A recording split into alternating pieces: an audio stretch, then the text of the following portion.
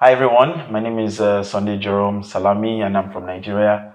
I am a master student at the School of Transnational Governance and in the spirit of Black History Month, I want to recommend a book which is titled Black Boy by Richard Wright.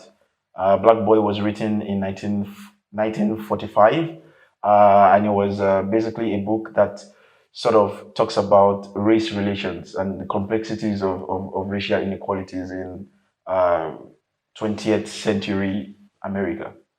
And I'll be drawing on three things, basically, why I think this book should be something that you should read. Uh, because Wright talks about a lot of things, and some of the things that he talked about was violence and how violence was inherited. Violence among Black people was inherited uh, by Black people from the times of slavery. So it was passed down from generation to generation.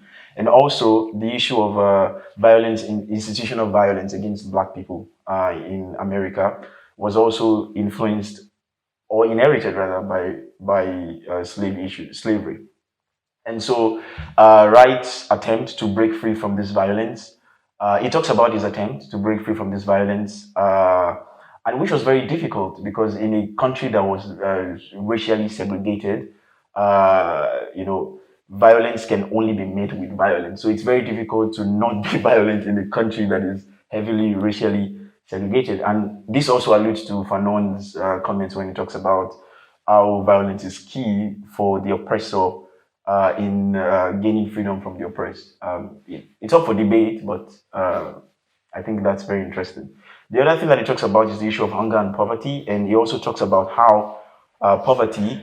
He also talked about how poverty was something that was also passed down from generation to generation, from slavery up until earlier 20th century America that he existed in, and also he also talked about hunger, but there's another kind of hunger that he talks about, which is a hunger to sort of uh, have a freer and a better life, to be more economically independent, financial independence, and things of that sort, to break free from poverty.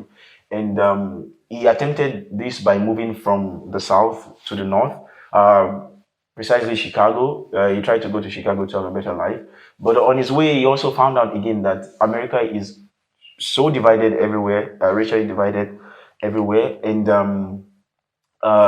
you know, that sort of, and so as a result of that, he concluded that the American society was an enemy of Black people because it sort of crushes the dreams of Black people.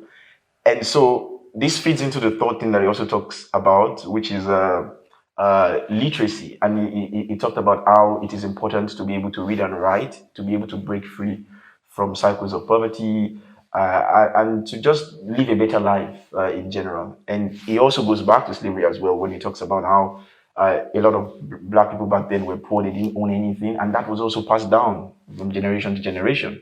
And so he talks about how, so when he eventually got to Chicago, I think he tried to learn how to read and write. And that's why he's able to write a book eventually, which was published in 1945. And this also alludes to what Nelson Mandela said when he said education is the most powerful weapon that can be used to change the world. And I think that stands true even today and forever, I believe. And so, in a nutshell, I believe that I think you should read Black Boy because we're talking about Black History Month. And so I think it's important to sort of understand the issues of Black people historically in order for us to be able to address the current challenges that we face in terms of race. So, yeah, thank you.